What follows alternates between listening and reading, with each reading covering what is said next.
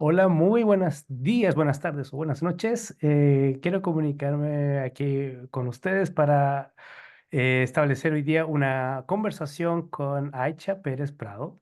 Ella es no es solo una gran ilustradora y escritora de libros, sino también es profesora universitaria, así que vamos a conversar de eso también porque creo que va muy ligado y es muy interesante además. Así es que, bueno, primero que nada, darte la bienvenida, Aicha. Muchas gracias, encantada, un placer estar contigo hoy, Jorge, gracias por la invitación. Bueno, vamos a comenzar como comenzamos todas nuestras entrevistas, y es conociendo un poquito a nuestros invitados, invitadas en su condición de niños y niñas. Entonces, me gustaría que nos contaras un poquito cómo fue tu infancia, tus juegos, tus grandes placeres que tenías cuando eras pequeña. Bueno, tuve una infancia, creo, un poco diferente, interesante, feliz, pero con muchas tristezas también, ¿no? Yo nací en Buenos Aires, Argentina, mis padres fueron médicos, los dos, se conocieron en la Facultad de Medicina de UBA. Y nada, mis abuelos, que fueron súper importantes en mi vida, eran gallegos de parte de mi papá y yo vivía con ellos y con mis padres. Y de la otra parte, italianos y después descubrí indígena. Eso es algo que no supe de chiquita. Pero bueno, de todos modos, mis padres de entrada no se llevaban bien. Y cuando yo tenía 6 meses de edad, mi papá se fue a vivir a Inglaterra.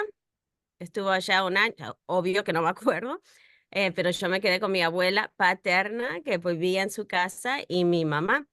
Después, cuando él regresó, creo que por motivos de tratar de arreglar la relación, se fueron los dos a vivir a Holanda y me dejaron a mí con mi abuela en Buenos Aires. Y mis dos abuelas, va, pero más con la abuela de parte de mi papá, donde vivía, en mi casa. Y después, a los 3 años, mi mamá no se arregló la relación, evidentemente, se fue a vivir a Estados Unidos y me dejó a mí en Buenos Aires con mi papá y mi abuela y el resto de la familia. Y después, a los 4 años, mi papá me llevó a vivir con mi mamá a Estados Unidos y un día me dijo que, no me dijo que iba a vivir con mi mamá, me dijo que iba de visita, a visitar a mi mamá. Yo no me acordaba de mi mamá, porque se había ido cuando tenía 3 años. A esa edad, un año es mucho. Y yo había empezado preescolar en Argentina, súper contenta con mi abuela, que era la figura de mi mamá, ¿no? Que me crió. Me dijo que íbamos a visitar a mi mamá. Yo me ilusioné, súper contenta de ir a conocerla, a verla. Y un día me dijo que se iba a trabajar y nunca más volvió. O sea, desde entonces viví en Estados Unidos. El resto de mi infancia y visitaba Argentina, pero fue un cambio muy brusco, inesperado para mí. No, no hablaba una palabra de inglés, tampoco conocía a esta mujer que yo sabía que era mi mamá, pero no la conocía. Y bueno, así empezó, arrancó mi infancia.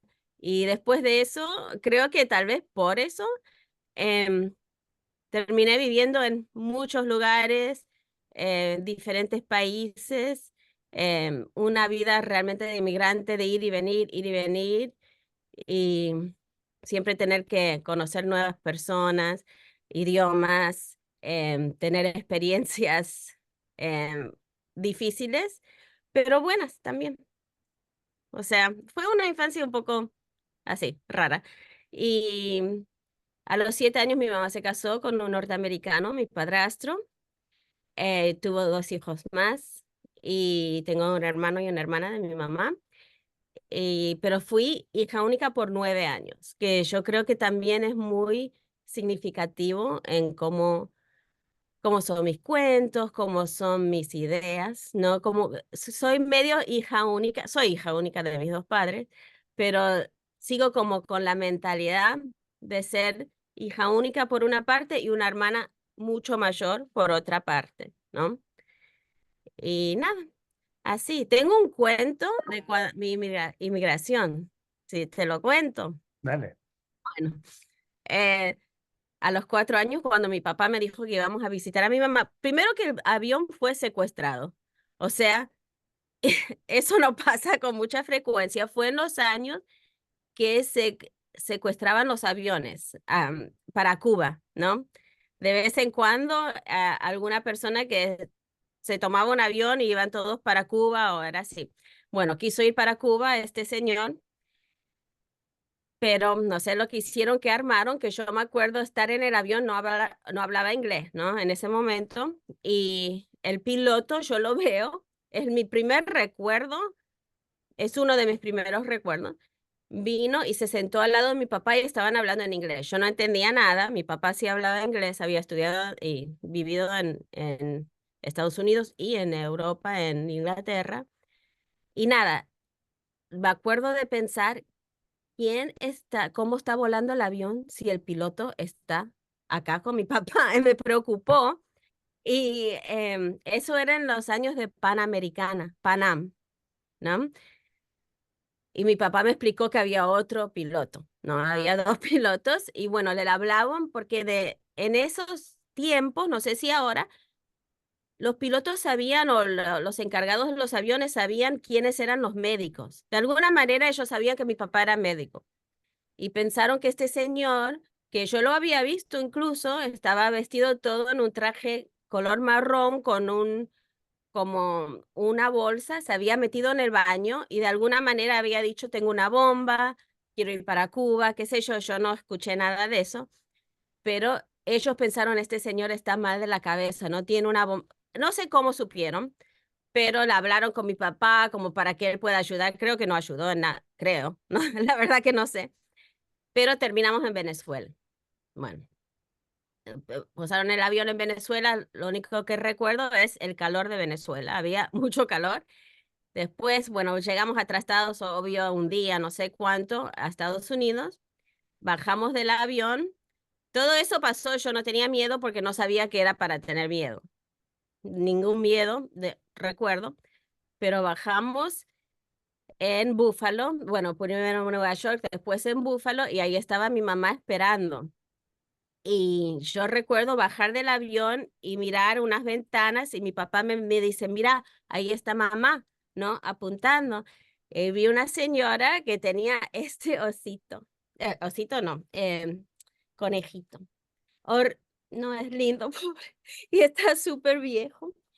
Y me lo estaba enseñando así y yo recuerdo pensar, ¿será un conejo de verdad? Obvio, míralo, o sea, no sé dónde estaba mi cabeza, pero mi mamá siempre cuenta que llegué hacia ella y ella estaba llena contaba, ella estaba llena de temor de que yo la iba a rechazar, ¿no? Porque no la conocía realmente y se había preparado como para que yo diga, ay, no, no me toques o lo que sea, que me esconda detrás de mi papá. Y ella siempre contaba que yo enseguida fui corriendo, la abracé, le di un beso, le di la mano, le dije, hola mamá, y le conté todo mi vuelo y le pregunté si el conejito era de verdad, que obvio que no era, pero contenta y feliz y que ella se emocionó tanto en ese momento que no podía ni hablar porque quería llorar, ¿no? De la emoción de que wow, va a estar todo bien, no pasa nada, ¿no? Y creo que estuve bien hasta que se fue mi papá, que fue un poco traumático, porque yo lo esperaba y no volvía. O sea, bueno, esa es mi historia de inmigración. Te iba a preguntar justamente por tu primer recuerdo, y ahí justo introdujiste un elemento importante, digamos, de esos recuerdos que son tan marcadores, ¿no? Que es Sí, interesante porque tú dices, no recuerdo que era, si era bueno o malo lo que estaba pasando, pero se grabó en tu memoria ese momento, ¿no? Y con una pregunta interesante de dónde está el piloto con la película. sí, porque ¿dónde está? Realmente uno no sabía, por lo menos yo no sabía en esa época que había más de una manera había dos personas ahí o tres, quién sabe. Y cuando ya te instalaste en Búfalo, que también es otra geografía, otro clima, ¿no? Desconocido de Estados Unidos. Claro, porque yo era del centro de Buenos Aires, del centro, centro, una ciudad grande, vivía en un departamento con un balcón a la calle, muchos ruidos siempre afuera, subte, todo, y Búfalo que era otra cosa completamente, no había ni balcón ni ciudad, había ciudad, pero yo no vivía en la ciudad, no había gente en la calle, no había ruidos, fue muy diferente. ¿Y tuviste algún grupito de amigos, amigas con los cuales tú tuviste como compañeros de juego, Bueno, de escuela o algo? la verdad que al principio no recuerdo mucho de tener amigos, salvo mi mamá se había hecho muy amiga de una chilena que se llamaba Carmen, se llama Carmen, tía Carmen le digo, y ella tenía 3 hijos mayores, Carolina, Vicky y César, y el más chico, César, me llevaba como 3 años a mí. O sea, yo tenía 4 y ellos tipo 7, 9 y 10, algo así.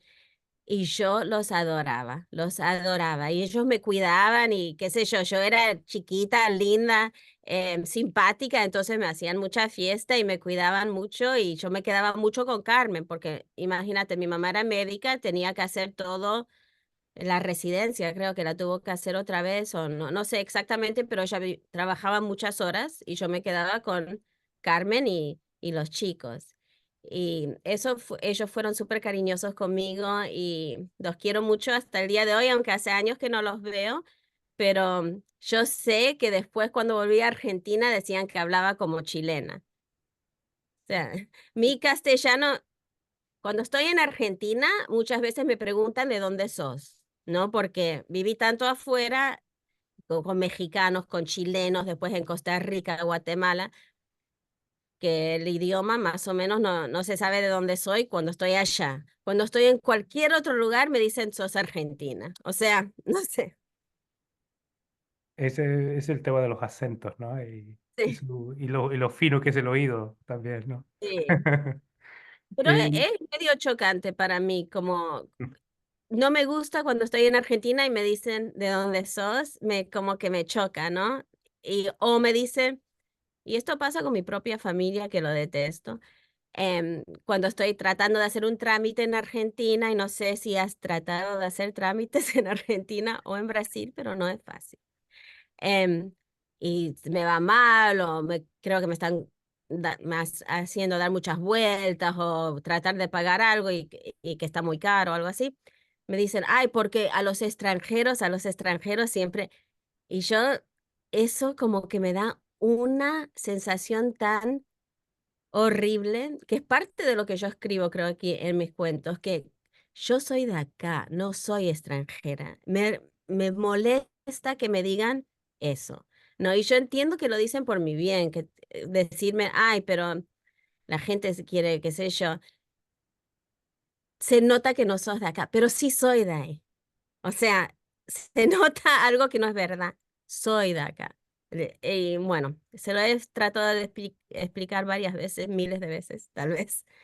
Y como que no registra o no se acuerdan y me siguen diciendo esas cosas. Pero en esa época de infancia, ¿tú tienes como el recuerdo de tu acercamiento a libros o, o el arte, la ilustración o la pintura?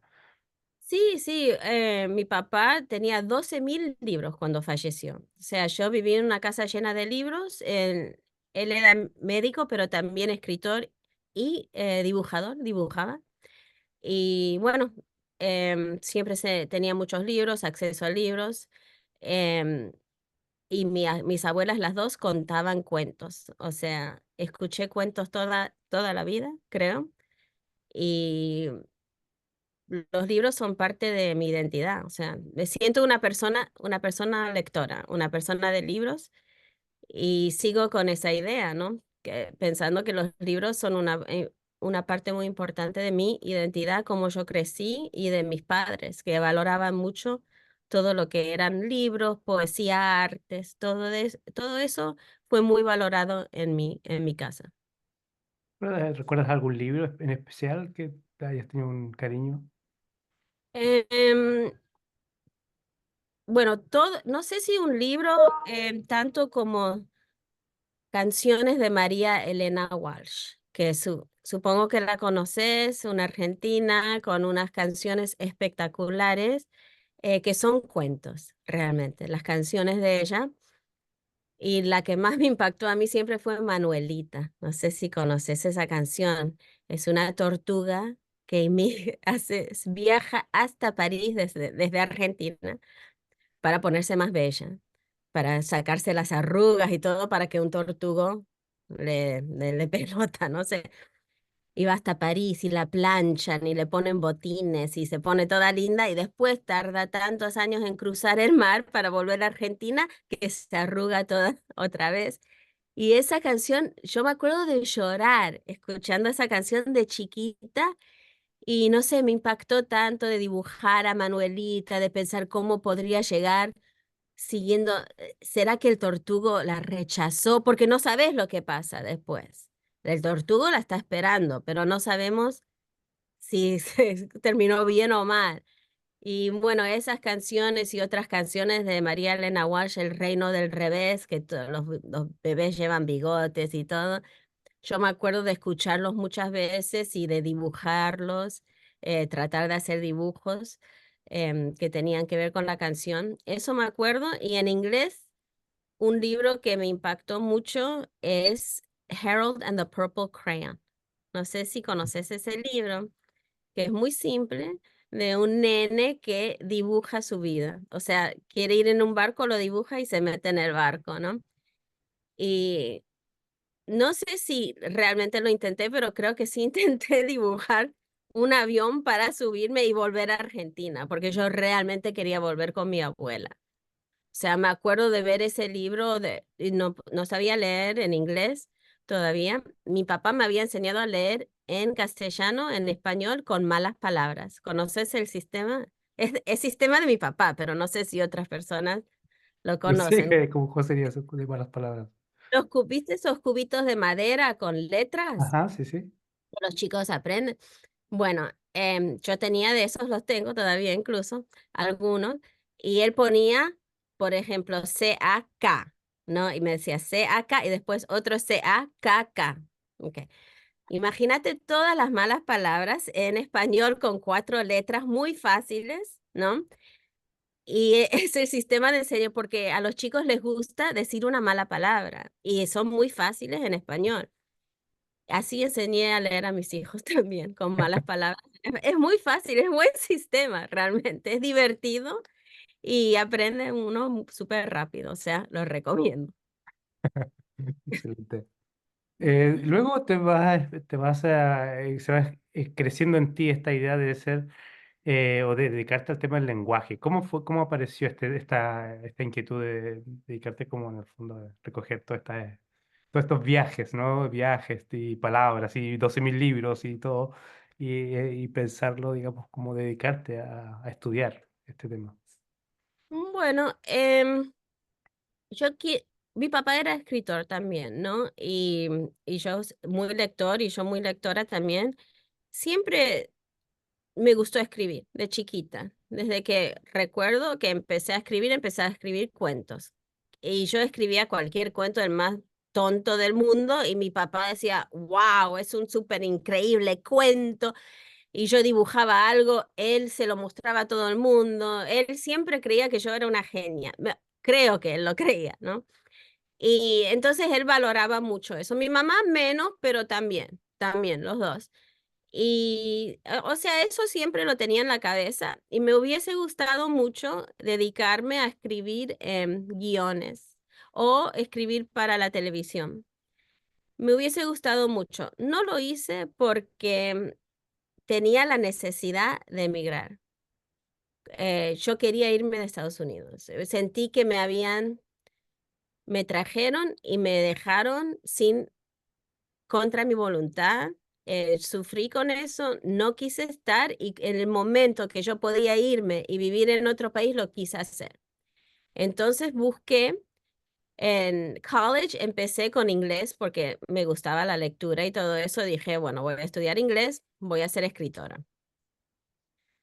El segundo año dije, olvídate, a nadie es difícil buscar trabajo con un título en inglés, es cierto. Voy a estudiar medicina, como mis padres. Cambié, hice pre-med.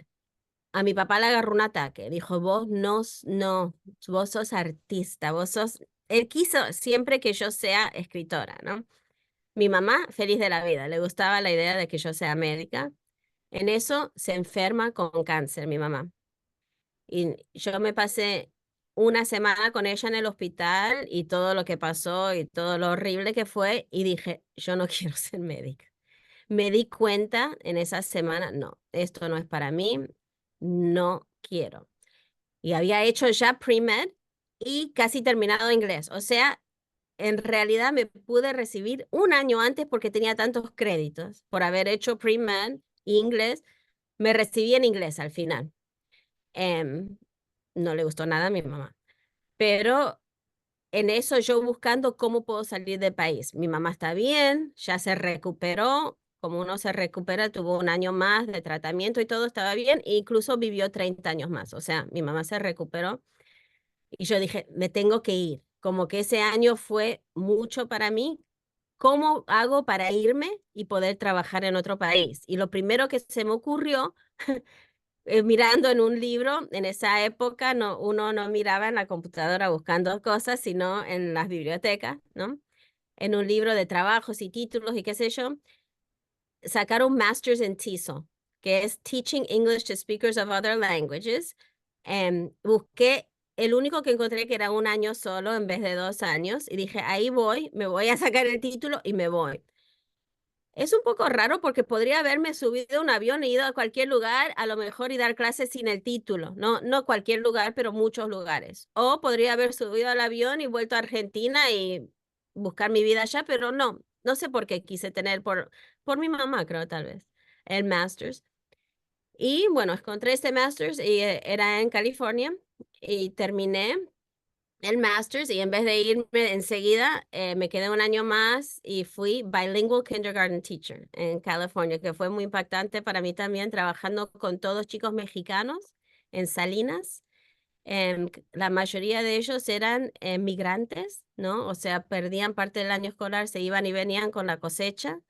Gente muy humilde, hermosa. Me enamoré de todo lo mexicano en esa época, la comida, la gente, la música, todo los colores, que influye bastante en mi trabajo de ilustradora, creo.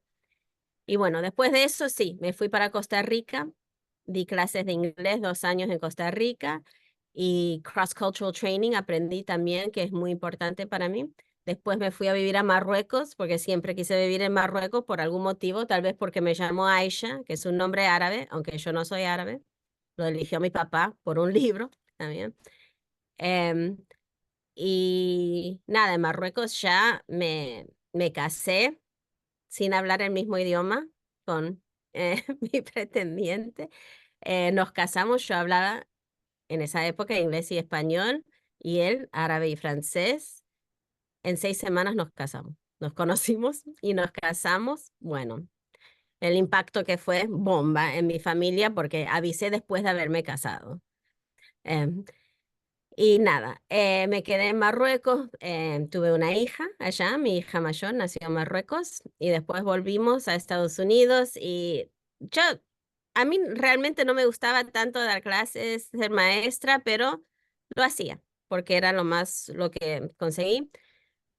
Conseguí un trabajo en Estados Unidos con mi bebé y mi marido, vivimos todos con mi mamá y mi padrastro y ahí en ese trabajo me dijeron, hay una oportunidad para sacar una beca para estudiar el doctorado en ciencias sociales enfocando en enseñanza de idiomas y eso. Y yo me puse para la beca y me la dieron.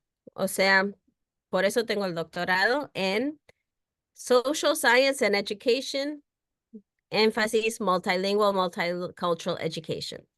O sea, lo que estudié fue para poder salir del país, después para poder salir, creo, de la casa de mi mamá con un marido y un bebé. Y porque me ofrecieron el doctorado sin tener que pagar nada, incluso me pagaban los estudios, o sea, nunca realmente estudié lo que me hubiese gustado estudiar tal vez más, para poder trabajar en el cine o en la televisión o artes. Estudié porque me convenía en ese momento. Y no es que lo detesto, no digo que detesto mi carrera, no, pero no hubiese sido mi primera opción, digamos. Bueno, pero bueno, yo creo que lo incorporas, ¿no? Toda esta idea Sí, claro, digamos, claro, que eso porque es interesante, digamos. Hay muchos caminos, digamos, en el fondo, por decisiones que se quieren o que tal vez no estabas un poco reacio, pero finalmente son decisiones que te van moldeando, ¿no? Y al final llegas Y, a creo un... exacto, y creo que fueron decisiones también muy, del punto de vista feminista o de mujer. Yo quería tener más hijos y pensé, mira cómo trabaja mi cabeza. Si estoy trabajando todo el día, no puedo tener un hijo y criarlo como yo quiero, tengo que ser estudiante. Así tengo clases, puedo llevar a mi bebé a clase, todo eso lo pensé. Y incluso tuve otro hijo mientras estudiaba el doctorado, mi hijo mayor, el varón, y fueron como decisiones de seguir y ser profesora, por eso también quiero tener más tiempo con mi familia y la vida académica. em, Deja que las mujeres arreglen sus horarios y los hombres también, pero en general es que las mujeres son las que más cuidan a los hijos, por lo menos en los años 90 y cuando yo estaba con mis bebés, después también. Em, Me dejaba como no tener que ponerlos en la escuela enseguida o con nadie que los cuide, que pueda yo arreglar mis horarios y mis clases y tener los beneficios necesarios para poder ser madre, que siempre fue lo primero. Mi primer enfoque era en criar a mis hijos y ser una buena madre creativa. Tal vez también porque mi mamá no estuvo tanto conmigo, trabajó muchas horas siempre. Yo quería estar más con mis hijos y bueno, eso influyó mucho en lo que estudié y cómo manejé mi carrera. Y dentro de tu carrera, tú por ahí veía en uno de tus algún video o entrevista que te hicieron, o creo que era una clase que tú estabas dando, sobre el tema Ujú. de la adquisición, podríamos decir, amigable del lenguaje, como si te dice, language acquisition Language friendly. acquisition friendly. Sí. Y eso me parece muy Eso es interesante porque algo que inventé yo. tú lo hacías también lo aplicas para la escritura de libros infantiles. Entonces, si nos puedes hablar un poquito de eso. Sí, bueno, entonces después de muchos años de dar clases, yo doy clases, parte de lo que doy son clases de pedagogía, ¿no? Para quienes van a enseñar idioma, no tiene que ser solo inglés, cualquier idioma para extranjeros, o sea, segundos y terceros idiomas. Entonces, bueno, hay que siempre hablar de las mismas teorías, de los mismos estudios que se han hecho, cuáles son las cosas que benefician más a los estudiantes, cómo crear un ambiente amigable, bueno para la adquisición de idiomas. Y bueno, yo junté toda esa información y lo puse como en una lista. Y por muchos años yo llamaba eso ser ESOL-ish. O sea, ESOL-ish, ¿no? Y después dije, bueno, eso es medio ridículo porque es para cualquier idioma. Entonces lo cambié a Language Acquisition Friendly o Laugh-ish, que también es como tener humor, ¿no? Que es parte del idioma, también es muy importante. Entonces, bueno, con esa lista yo iba enseñando, tienen que ser, y lo tengo en inglés, ¿no? Porque enseño en inglés, o sea, todas las clases de idioma deben ser interactivas, em, personales, tener sentido, o sea, personal and meaningful, le digo, engaging, que capturen la atención, que hagan pensar, higher order thinking, que usen ilustraciones o dibujos o fotos, graphic organizers, perspectivas múltiples. Todo esto está en una lista, no me acuerdo cuántos son, cuántos temas tiene ahora, pero empecé a enseñar así y después decidí escribir un libro para ponerlo todo en el libro y no tener que enseñarlo tantas veces porque ya estaba escrito en el libro con actividades. Y todas las actividades que tengo en ese libro y los cuentos que pongo en el libro sobre mis experiencias em, son muy importantes también cuando estoy pensando en libros para chicos, porque todo eso, los chicos están aprendiendo el idioma durante muchos años, ¿no? Em, digamos, desde que nacen hasta el resto de la vida seguimos aprendiendo, ¿no? Pero los primeros 5 años, por ejemplo, son muy importantes. Uno aprende casi todo de su idioma dentro de los primeros 5 años. ¿Y qué queremos hacer con esos chicos? ¿Cómo enseñamos el idioma? Lo enseñamos sin tratar de enseñarlo, ¿no? Simplemente por ser interactuar con los chicos, o sea, ¿Y cómo lo hacemos? De una manera amigable. Hablamos de las cosas que les interesan a ellos. Hacemos cosas con ellos que a ellos les gusta. Ellos deciden los juegos, ¿no? Jugamos. Entonces, todas esas ideas de cómo criamos a los chicos de una manera saludable, amigable, cariñosa, con mucho amor, es lo que tratamos de poner dentro de las clases de idiomas para los más grandes, sin tener que darles abrazos y besitos, ¿no? O sea, hay cosas que hacemos con los chiquitos que obvio no podemos hacer con los grandes o no queremos hacer con los grandes, pero todas esas, la idea de enseñar con amor, con empatía, con humor, jugando con el idioma, eso es muy importante. Y es lo que trato de enseñar ahora. Y bueno, aparece Argentina, ¿no? No sé si es el primer libro, yo lo que estaba Ah, el rascando del segundo, el segundo. ¿Cuál fue el primero? Serifi. Ah, uy, yo lo tengo el orden cambiado. Pensé que Argentina había sido En realidad, el primero que vendí es Mercedes Sosa, que no salió primero, Sosa, que va a salir en septiembre. primero. Pero City Fit, después de un año de haber, o 2 años de haber vendido, Mercedes Sosa lo vendí creo en 2020. O sea, eso ha tardado 4 años. Y después el otro City Fit en 2021 o 22, no me acuerdo, salió el año pasado. Y Argentina fue muy rápido. Eso salió, lo vendí y salió en 4 meses o algo así. No sé, no sé, yo ya oí toda una teoría de por qué Argentina había sido primero, pero ya no, no sé, no La sé. señorita se fue. No, pero bueno, podemos pensar con Argentina de todas formas, pero porque me parece que es como, claro, en el fondo es un libro que tú dedicas a tu patria, a una de tus patrias, digamos, y creo que es interesante, digamos, de cómo incorporas, dices tú, el español Sí, argentino. acá la tengo. Argentina, que la ilustradora es Mariana Ruiz Johnson, que la amo, la conocí en Buenos Aires, es genial. Y una de las cosas que me encanta de este libro es que son dos mamás. ¿Eh? Y me preguntaron a mí si yo estaba de acuerdo con un libro así. Yo dije, absolutamente me encanta la idea. Y también me gusta que son dos mamás que no son las dos súper blancas, porque siempre tenemos, creo, ese estereotipo en Argentina que los argentinos son europeos, ¿no?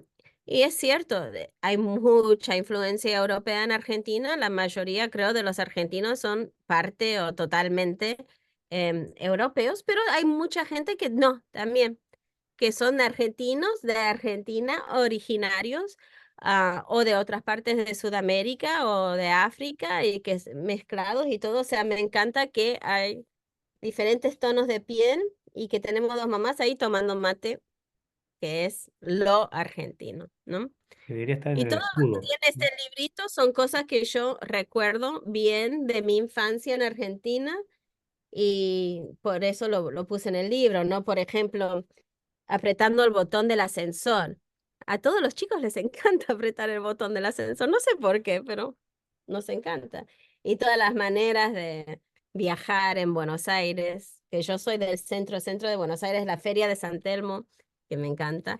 O sea, sí, fue especial, muy especial para mí, que me eligieron para este libro y como que fue casi que me digan, sos argentina de verdad, si vos representás a Argentina como la escritora, ¿no? Porque dijeron que solo querían ilustrador y escritor del país, tiene que ser nativo del país. O sea, si yo no fuese argentina, si fuese extranjera, como me dicen a veces, no me hubiesen elegido. O sea, para mí eso fue como importante. Es un pasaporte. Aquí está. ¿Ves? Que soy argentina, tengo que andar con el libro así. Y en el libro, ¿cómo lo pensaste? En este libro, ¿lo tenías como, porque claro, la ilustración, yo creo que Mariana lo hizo como desde su parte, ¿no? ¿Fue su trabajo o tuvieron Sí, o algún tipo sea, de yo interacción? primero hice el texto, ¿no? Ujú. Em, sí, lo que pasó fue que me dijeron un día típico en Argentina. Bueno, si uno sabe cómo es Argentina, es bastante grande Y no hay un día típico. O sea, si sos de San Luis, no tenés la misma vida que Buenos Aires, que Patagonia, que La Pampa, Entre Ríos. O sea, son experiencias muy diferentes. Como, sería como decir un día típico en Estados Unidos. ¿De dónde? ¿Están en Brooklyn o en Alabama? Es otra vida, ¿no? Entonces yo dije, bueno, voy a hacer un día típico en Buenos Aires, porque ese es mi lugar que yo conozco ese día, o las muchas experiencias que puede tener un nene en ese ambiente. Porque primero ya lo tenía viajando, tenía que ir para Iguazú, glaciares, bueno, quería que vea toda Argentina y eso es imposible, y aparte un chico no va a hacer eso en un día. Entonces, bueno, pensé, me voy a concentrar en Buenos Aires y no solo en Buenos Aires, sino en las cosas que a mí me encantaban como nena, cada vez que iba o visitaba, o los recuerdos de cuando vivía allá. Y una de las cosas, por ejemplo, era dar de comer a las palomas en las plazas. Para mí eso era lo máximo, no sé por qué.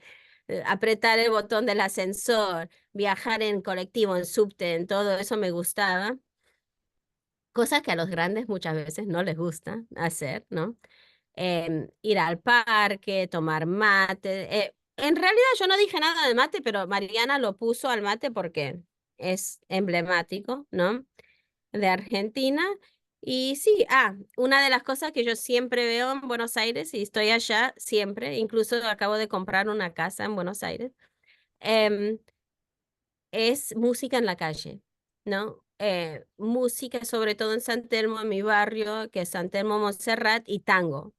Entonces eso lo quise poner y lo puso hermoso. Acá Mariana, me encantó cómo puso a las mamás bailando con el nene, viendo el tango en la calle. O sea, así. Y aparte rima, porque yo soy medio poeta, un poco, y me encanta rimar y yo sé que para los chicos chiquitos eso es muy importante en el desarrollo del idioma también.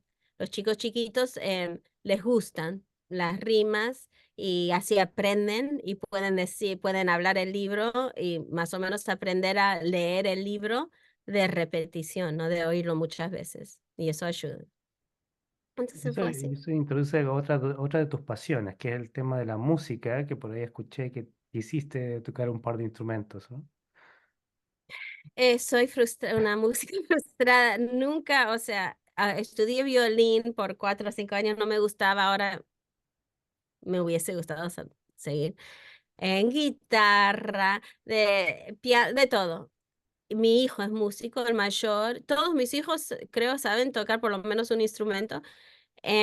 Y yo trato de enseñarme a mí misma, y nunca, o como que no sigo, ¿no? Unos meses empiezo a engancharme, conozco dos temas y después lo dejo. O sea, es algo que me falta todavía. Quisiera hacerlo. Y bueno, vamos siguiendo los pasos de algunos personajes que caminan en uno de tus libros, ¿no? Ese es City Feet. Y eso una historia muy interesante, muy original también, como temas de punto de vista, ¿no? Un punto de vista desde abajo y que tiene que ver con el punto de vista de los niños también, ¿no? Que perdidos entre las Exacto, piernas de los adultos. exacto. ¿Cómo nace este libro? ¿Cómo lo desarrollaste? Bueno, hay es como, no sé si es todos los, creo que no es todos los años, The Open Book Foundation creo que es, o Early Childhood Open Book, no me acuerdo exactamente ahora cómo se llama. em, Hicieron como una llamada para autores e ilustradores, no, autores de libros infantiles, y pidieron un cuento de 200 palabras o menos, creo que era, y tenían una lista de palabras también. Tier 1 y Tier 2 vocabulary para aprendizaje, para early childhood. Early Childhood Open Book Foundation puede ser que se llame. Hace unos años era como una competencia, ¿no? Que uno podía mandar cuentos y si elegían tu cuento, iban a publicarlo 10.000 libritos de ese cuento y distribuirlos gratis en Filadelfia para chicos de familias humildes, ¿no? O sea, yo en ese momento, esto es tipo 2019, puede ser por ahí. Recién arrancaba empezando a tratar de escribir libros infantiles y dije, bueno, me voy a meter en eso. Escribí creo que 10 cuentos y tenía que rimar. Eso era importante para ellos también. Y tenía que ser la vida de una ciudad, la vida de la ciudad, eh, urban lifestyle, qué sé yo. Entonces, bueno, me puse a escribir, escribí un montón de cuentos y los entregaba y esos los publicaban y la gente podía hacer comentarios, ¿no? Y bueno, escribí uno que se llama See, Think, Wonder y ese fue elegido como uno de los 10 finalistas. Pero en eso también había escrito uno que se llamaba City Think, ¿no? Y los comentarios en City Feed me decían, pucha, leí tu cuento y ahora todo el día lo estoy pensando, porque tiene como un beat, ¿no? Es City Feet, see them walking down the street. Y si lo lees y lo lees en voz alta, después se te pega, ¿no? Era cortito, de 200 palabras, 150, no me acuerdo. Bueno, pero no fue elegido, el otro fue elegido y fui una de las finalistas, no gané. Y lo peor fue que te hacen firmar un NDA, Non-Disclosure Agreement, que no le vas a decir a nadie que sos una de las elegidas, que solo podés decirlo una vez que ya perdiste. Entonces, no sé, me pareció medio raro después. ¿Para qué lo quiero anunciar con tanta alegría cuando ya perdí? O sea, no sé si lo anuncié Fui jamás. finalista, pero ya perdí. Esa es la idea. Finalista y ya perdí. En vez de decir, soy finalista, ¿no? Y que, qué sé yo, que no había como voto ni nada de eso, no sé cómo eligieron. Bueno, otro libro ganó. Entonces sí, Think Wonder lo tengo todavía pensándolo, porque yo sé que está bastante bien y está hecho con un, no sé si sabes lo que es Visible Thinking. ¿Sabes lo que es? Mm. Es de Harvard University Visible Thinking Protocols, que son maneras de enseñar el pensamiento creativo y crítico para los chicos chiquitos o para los grandes y adultos incluso. Y hay un protocolo que se llama See, Think, Wonder, que se usa tipo mostrando un dibujo. Lo voy a hacer acá con Serifim. Por ejemplo, si yo muestro esto y empiezo a decir, oh, lo muestro para todos los chicos o los grandes, what do you see? Empieza, what do you see? ¿Qué ves? Y dejas que te digan todo, veo piernas, veo ruedas, veo el color rojo, lo que sea. Y la maestra solo escuchando, escuchando, se puede escribir después, what do you think about that? ¿Qué está, what do you think? Y dicen, I think that this guy is skating, I think he's gonna hit her, I think she's skinny, lo que sea. En español o inglés, no creo que tiene la pollera corta, creo que están en una ciudad, lo que creen. Y después, what does it make you wonder? Y ese es el nivel más alto de creatividad, digamos, y pensamiento, porque son ejercicios de pensamiento crítico. Entonces dicen, no, I wonder who they are, I wonder where they are, dónde van, por qué están vestidos así, por qué hay un mapa. Pueden preguntarse qué se preguntan sobre el tema. Bueno, yo escribí ese cuento, See, Think, Wonder, pensando en ese protocolo, empieza con what, no me acuerdo ahora del cuento, la verdad, pero tiene esas palabras, ¿no? Entonces, es parte de lo que yo enseño, Thinking Strategies.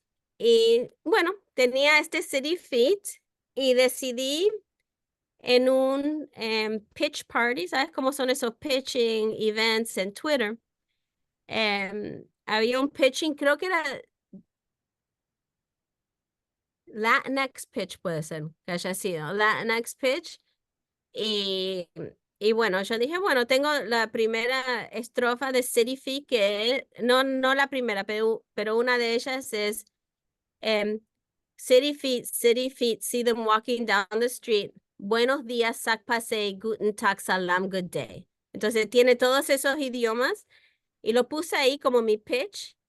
Y bueno, una editora de Raycraft, Winston Bingham, le gustó mi pitch y se lo mandamos y nada, así fue que compró Cityfeed y después lo desarrollé para que sea más largo, me pidieron un poco más largo, em, y ahí pude poner quechua, que para mí fue muy importante, usar unas palabras en quechua, y también estaban buscando ilustradora. Entonces yo había escrito el texto, yo no me consideraba ilustradora. Bueno, sí, me consideraba ilustradora en mi corazón, pero no para los demás. Yo dibujaba y a veces ponía un dibujito, em, y yo tenía pensado, lo había pensado mucho, quisiera que sea de punto de vista, este librito, de punto de vista del bebé en el carrito, viendo así, ¿no? Las piernas y los pies, que solo se vean las piernas y los pies. Y lo comenté con mi agente. Y dijo, ¿por qué no lo dibujas? Y empecé a dibujarlo y no me salía bien. Entonces llamé a mi amiga Cristina Keller, que la conoces, ¿no? Que es ilustradora profesional, y le expliqué mi idea. Y yo trabajo mucho con collage, o sea, que me gustaría eso, y ella me dijo, sí, va a ser buenísimo, lo vas a poder hacer. Y yo le decía, pero Cristina, no me sale como yo quiero, como yo lo imagino en mi cabeza. Entonces fui un día a su taller y ella me ayudó como a planearlo, a verlo, ella me ayudó cómo sería.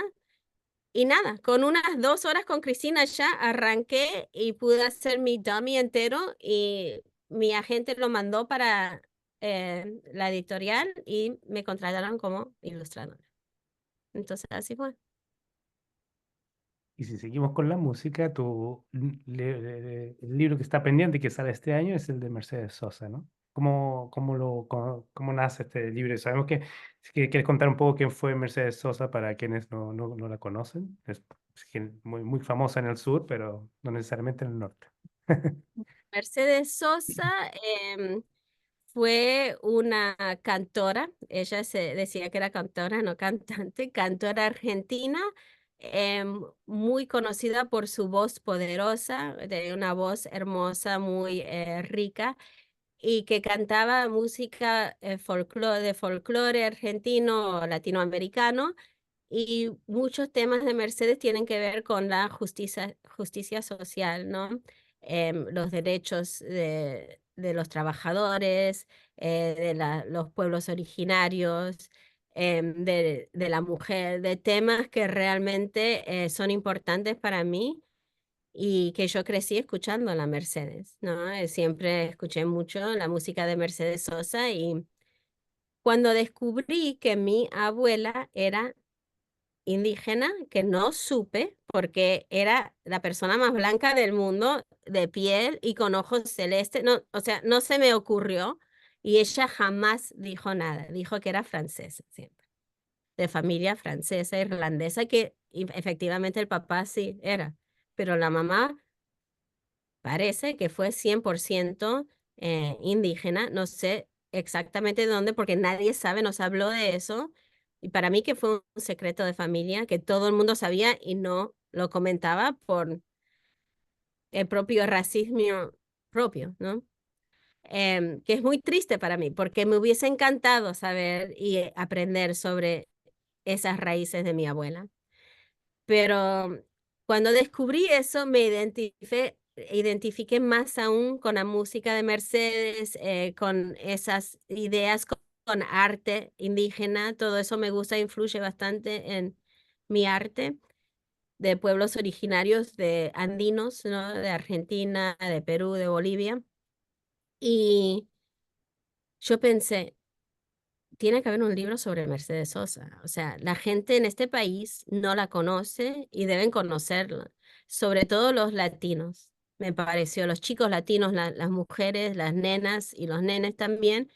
Es una persona realmente interesante, tuvo una vida muy difícil, cantó, las canciones de Mercedes para mí inspiran, ¿no? Son muy buenas para escuchar y sentir como esperanza. Y yo quise en- representar a Mercedes porque me pareció que los chicos deberían conocerla, escuchar la música y también sentir que ellos podían hacer cualquier cosa. No importa de dónde vienen, de familias que humildes que son, que ellos tienen todos una voz, que es la voz del pueblo, ¿no? Que Mercedes representó. y dije, hay que escribir un libro sobre Mercedes Sosa, y lo escribí en forma de poema también. O sea, no rimaba, pero muy poético. Se lo mostré a mi agente y yo le dije, mira, estoy 100% segura que alguien va a escribir un libro sobre Mercedes Sosa y yo quiero que sea mi libro, ¿no? Y a ella le gustó y yo le dije, tiene que ir para Lee Low. Yo ya tenía la editorial, tiene que ir para Lee Low. Y entonces lo mandó y enseguida me dijeron que les interesaba y hablábamos, me hicieron agregar como 1000 palabras y ya todo lo que era tan poético me dio que mucha más información, incluso sobre el estado político en Argentina, sobre la guerra sucia. O sea, es un libro heavy ahora. Después me hicieron quitar como 700 palabras, o sea, uno agrega 1000, quita 900, agrega 500, quita 400, o sea, ahora ni sé cuántas palabras hay, más de las que tenía originalmente, pero no tantas tampoco, pero hay un montón de back matter también, información sobre Argentina, sobre Mercedes, sobre el clima político, sobre Perón, de todo, que yo no había pensado en poner, porque el mío era más como una canción casi. Y, y nada, otra vez, ese libro tardó 1000 años, buscaron ilustrador por mucho tiempo. Encontraron una ilustradora que a mí no me gustó mucho y eso era parte de mi contrato también, que yo quería elegir hasta que yo empecé a dibujar, no, cómo me gustaría que sea. Y mi agente, yo le dije, mira, podemos mandar unos dibujos míos a ver porque no me querían a mí, no. Y los mandó y me contrataron como ilustrador. Entonces, ahí fue mi segundo libro como ilustrador, Interesante, que es tuviste también collage como City Feed, pero mucho más, no tiene ese aspecto como humorístico y medio... Serifi para mí es como María Elena Walsh, las canciones de María Elena Walsh, muy como exagerado, medio ridículo, qué sé yo, pero Mercedes es otra cosa, ¿no? Es más realista, no es realista, pero más, pero también uso mucho collage y los colores esto está en el libro, por ejemplo, telas de Argentina y si la conoces a Mercedes, sabes que siempre andaba con estos. muchos. Em, sí, o sea, en el libro de Mercedes, todas las veces que se ve Mercedes está con el color rojo o algún tono rojo. Son cosas que yo decidí integrar, ¿no? Y los otros colores son colores que para mí son muy argentinos, ¿no? El sol, el celeste del cielo, el marrón y de los Andes, los marrones, los colores de la tierra, esas cosas. A warm palette, ¿no? ¿Quieres compartir alguna lectura? Bueno, tengo una lectura que se llama La máquina de papá. Y la máquina de papá era la máquina de escribir. Y en esos tiempos que las máquinas de escribir hacían mucho ruido, ¿sí? No sé, es un poema, ¿no? Es acá, lo voy a leer y después lo podemos hablar. La máquina de papá. Máquina que hace bailar tus manos, tango de teclas, toque y enrosque, máquina de cuentos y capítulos, quejas, cariños y artículos.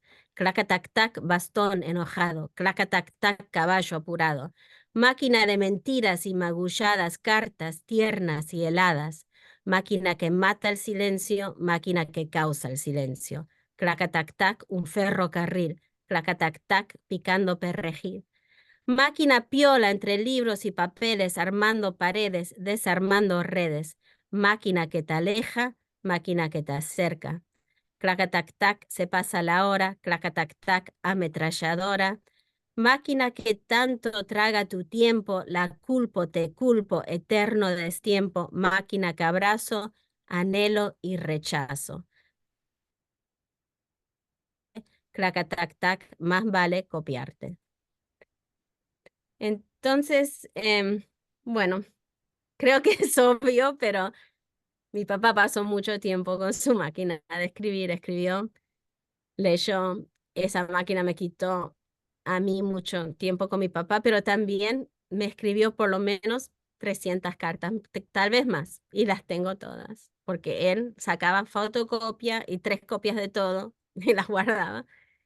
O sea, siempre me escribió en máquina de escribir y me encanta que tener esos recuerdos de él y tener tanto escrito y al mismo tiempo me hubiese gustado que se siente más conmigo, que me vea más seguido, esas cosas. O sea, sí, ¿Vuelves a leer las cartas o no?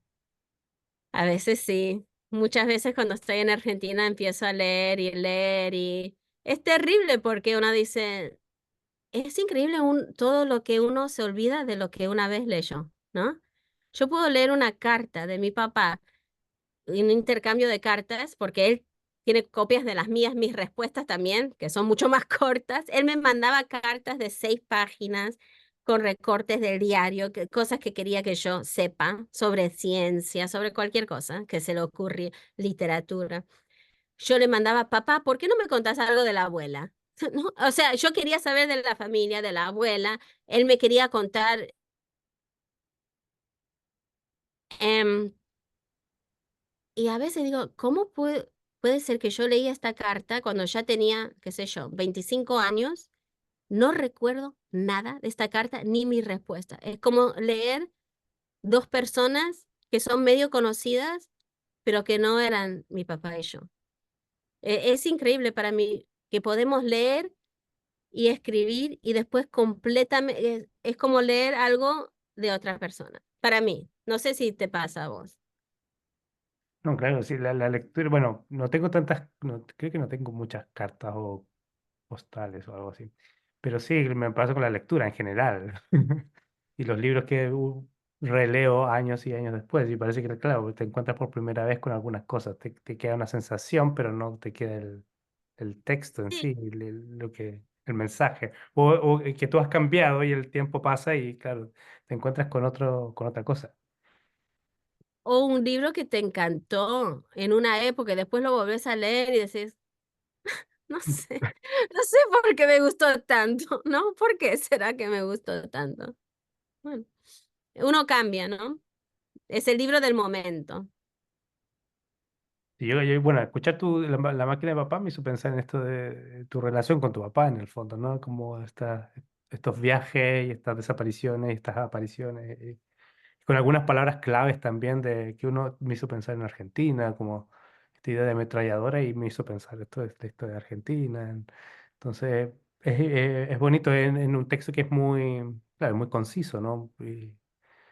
Y tratar de sintetizar, digamos, una serie de sonidos e imágenes que yo creo que están dando vuelta en tu cabeza y que apelan a distintas, no solo a tu papá, sino que también a la Sí, argentinidad.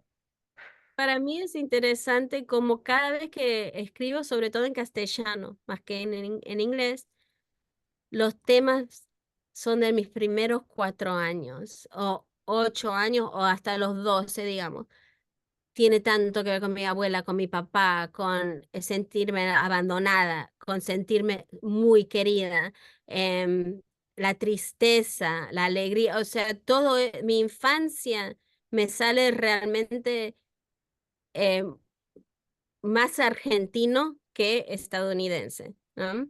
Si estoy escribiendo en inglés, de repente sí, eso es más humorístico, más, qué sé yo, cosas que no necesariamente te hacen pensar mucho, o en cosas terribles de la infancia, que a veces hay cosas bastante terribles y yo siento que por algún motivo que es más fácil escribir eso en español y que hay más libros que dejan que un chico sienta tristeza o hable de cosas terribles o en los libros latinos que en los de Estados Unidos. No sé si has notado eso. Ujú. Sí, bueno, y tú decís, bueno, por ahí en tu sitio web dices que tú escribes en castellano, escribes en inglés y escribes en la mezcla.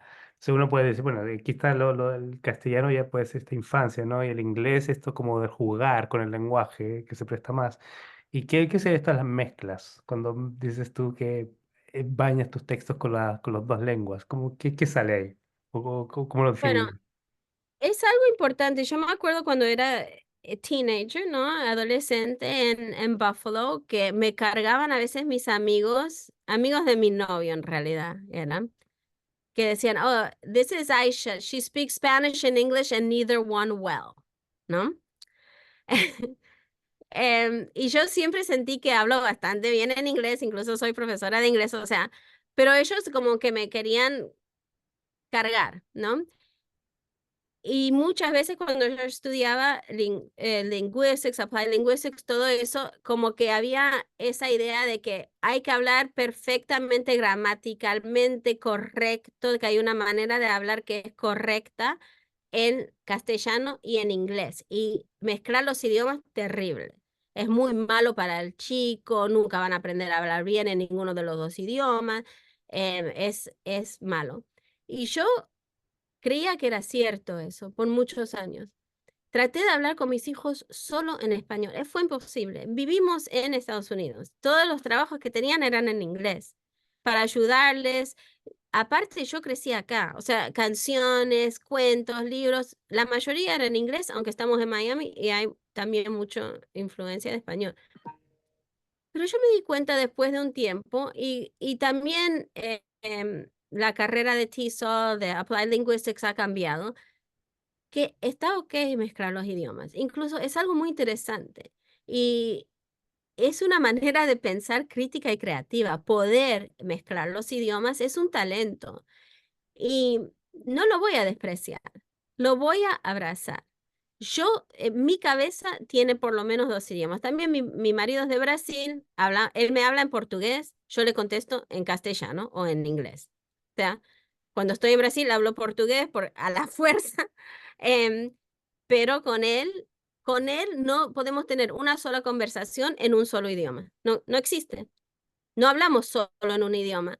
Y mis hijos, bueno, tengo más hijos con él, tenemos 6 hijos en total, o sea, una familia de muchos chicos ya grandes, pero ha sido una constante mezcla de idiomas. Y en vez de decir, ay, qué mal, tenemos que hablar solo en portugués con los chicos, solo en inglés o solo en castellano, hay que decir, esto es natural para nosotros. Mi corazón me dice que hay que decir ciertas cosas en español, que no puedo decir en inglés. Y hay que decir otras cosas en inglés. Y si él me habla en inglés, por ejemplo, nos peleamos. Si mi marido me habla en inglés, yo digo, ¿por qué me estás hablando de esa manera? O sea, me cae mal, porque para él el inglés es el idioma de los negocios, él trabaja en inglés, es como más formal. Y cuando me habla a mí en inglés, de repente siento que no es nuestra relación, no es así, no me puede hablar en inglés. Entonces, enseguida hace el switch a portugués.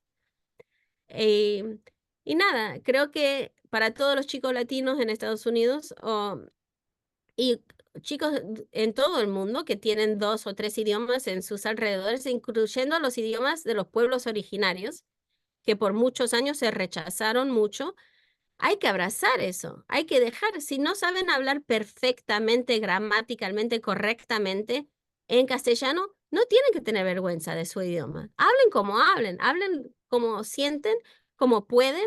No hay que decirles, ay, no, que tu acento, que no, este vocabulario, ay, hablas como un chico de Miami.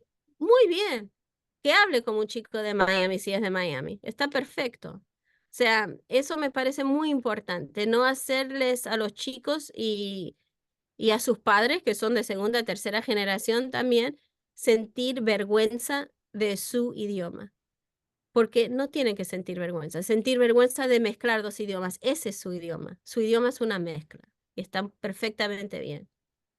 O sea, me parece importante escribir así también, a veces mezclando los idiomas para que se considere más natural y normal y hasta un talento en vez de algo que hay que rechazar. Exacto, y creo que tiene que ver también con con como desde lo oral a lo escrito, y ahí hay todo un tema de poder, ¿no? Que No, claro. ves un texto escrito y claro, de ahí las expectativas de lo correcto y lo incorrecto, digamos, aumentan un 200%, digamos. Y Y aparte lo correcto es lo que algunas personas con poder decidieron que era correcto. No, las palabras no cayeron del cielo ni brotaron de la tierra, ¿no? Las palabras las inventamos los seres humanos. La gramática fue inventada, no es algo universal. O sea, yo no voy a decir esto está mal. Yo no digo ni siquiera que son errores, son maneras que no se suele hablar o son maneras que no se suele escribir. Si quieres este trabajo, vas a tener que escribir de esta manera. No, vas a tener que hablar de esta manera para poder tener este trabajo o estudiar este tema. Pero no quiere decir que tu manera que aprendiste en tu casa, que hablas con tus amigos, está mal. No está mal. Es una variedad. Esta es la variedad estándar que pusieron las personas que tienen poder, ¿no? Y para poder trabajar con esas personas o para poder tener poder, tenemos que adaptarnos y aprenderlo. Ahora, no nos tiene que gustar, no tenemos que decir qué es lo correcto, tenemos que decirle que es esa variedad que lo aprendo. Y esta es la variedad que hablo en mi casa o que siento y que prefiero. Puede ser así. Bueno, ya para finalizar, ya estamos en el tiempo, pero te voy a dar una oportunidad. Tú dijiste que en algún momento quisiste estudiar para televisión o para cine, entonces te voy a dar una tarea final. La tarea va a ser pensar en una especie de pitch. Vas a hacer un pitch para una serie o de televisión que también te gustaría ver o que te gustaría proponer en algún momento. Oh, me encantaría ver esto. Tiene algunos sueños, dice. Y de repente, Me encantaría una serie o tal vez una de esas series de Netflix como de 8 capítulos, algo así. Los 70 en Argentina y todo lo que estaba pasando, no con los desaparecidos y eso, em, pero que sea medio surrealista, ¿no? Que haya algo de magia en eso. O sea, contando lo que estaba pasando en esa época, pero cambiando y dando el poder a los desaparecidos, por ejemplo, que puedan de alguna manera cambiar la historia y me parece que sería muy interesante. Una serie así que enseñe, pero a la vez que cambie la historia y que ellos de alguna, a lo mejor tendrían superpoderes o algo de magia y algo de em, el reino del revés, digamos, poniendo las cosas al revés. Me parece que sería algo muy interesante. bueno, muchas gracias, Aicha, por este tiempo que nos has regalado y por todas tus ideas y experiencias y textos que has podido e imágenes, ¿no? Que también has podido compartir con nosotras y nosotros. Así que muchas gracias por Gracias. aceptar la invitación. Gracias a ustedes. Chao.